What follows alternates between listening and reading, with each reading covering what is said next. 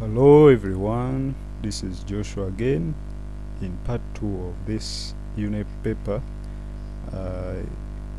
specifically Excel that was done by Senior for 2017, and I want us to go straight to question number 2, because in the previous video we attempted the first question and now we want to go to part 2 or to question Roman number 2. Provide an appropriate title for your worksheet. And so we are going to get our title from this details, this information they gave us about the table, which says the table below shows the wages in O2K Technical School in June 2014. So this should be our title: wages in O2K Technical School, June 2014. So in our Excel spreadsheet, I'm going to type it there, but you note that it should be on the first row of our table, but now the first row is used up, so which means you should be able to insert in a new row and put that title.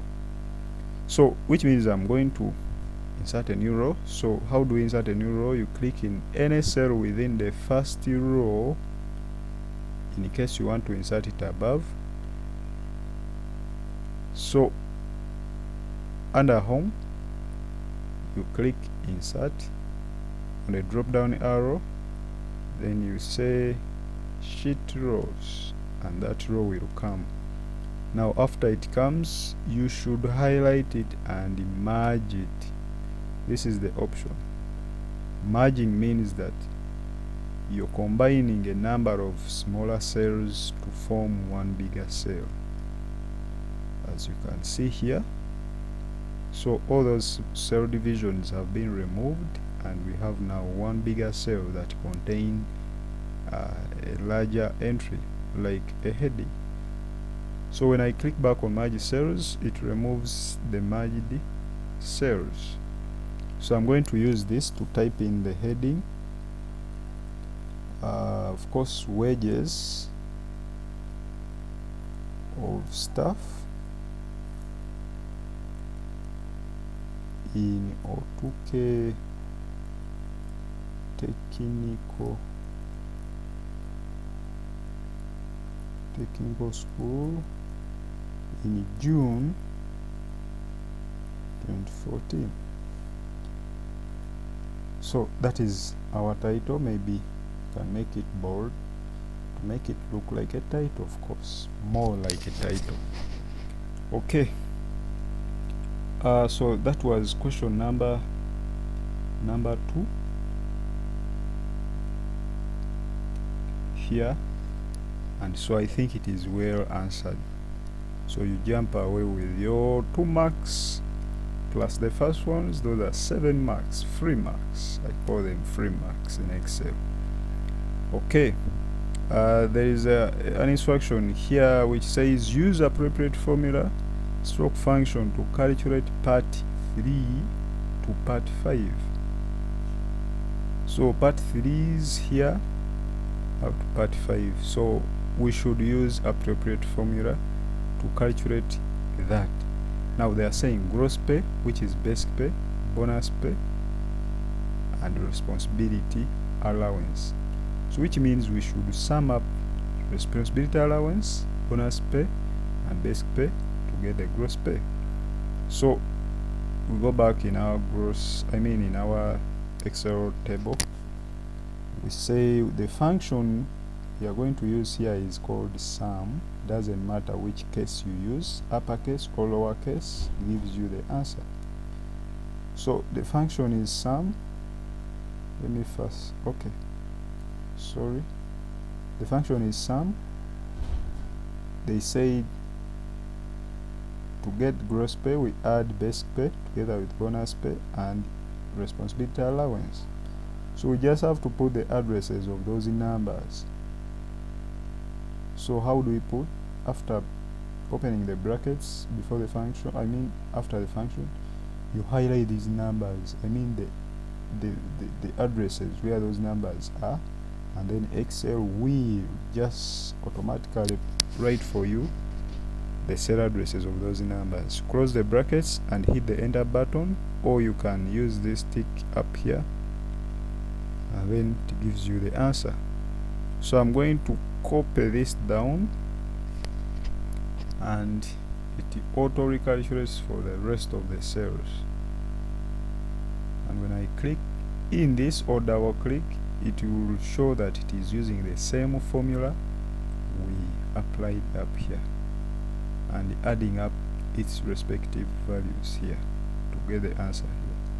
So that is how you would go about that number. Okay, the next question.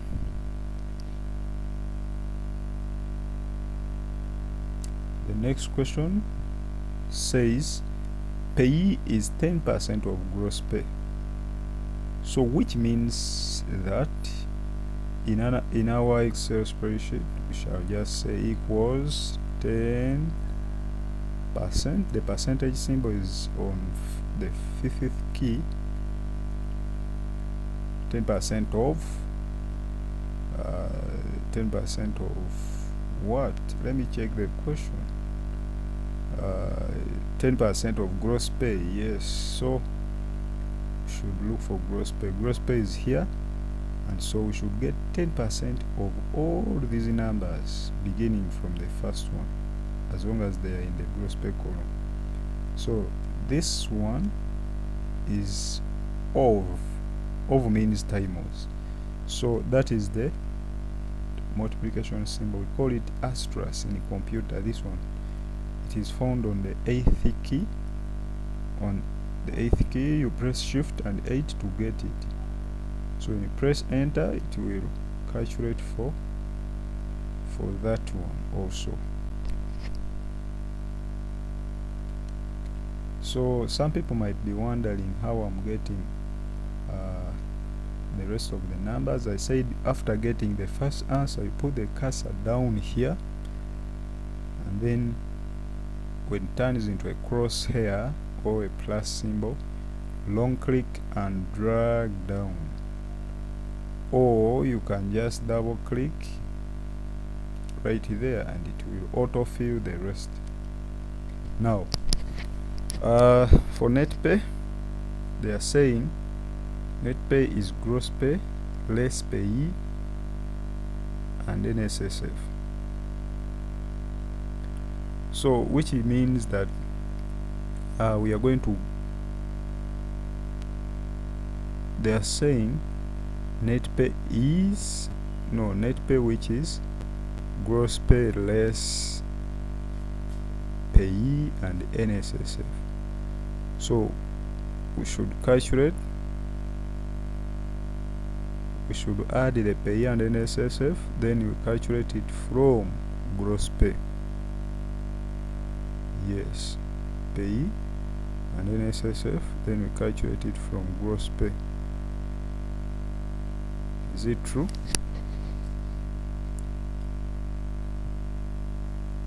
Yes, it should be true.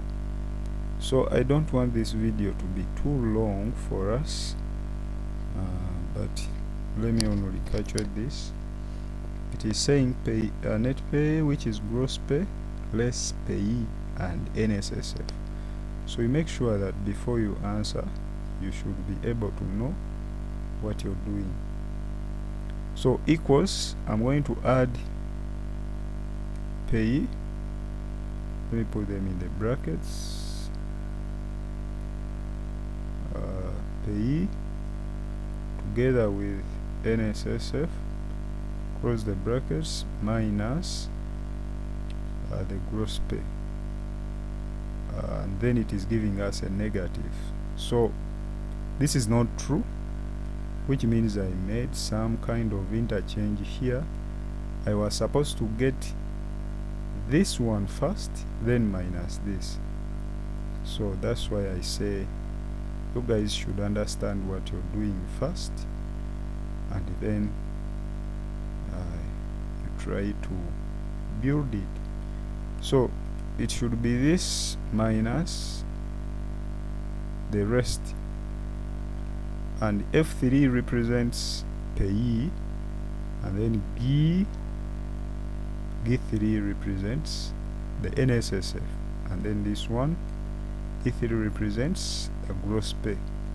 So when I press enter to give us the correct answer there, then I'm going to copy it down, and so that is what we have for that question.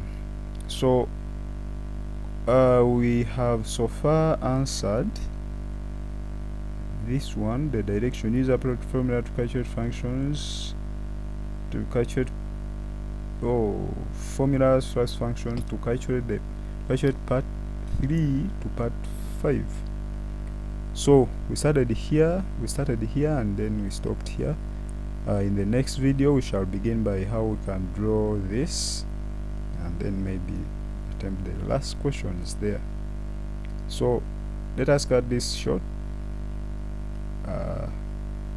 See you in the next video. Thanks for watching.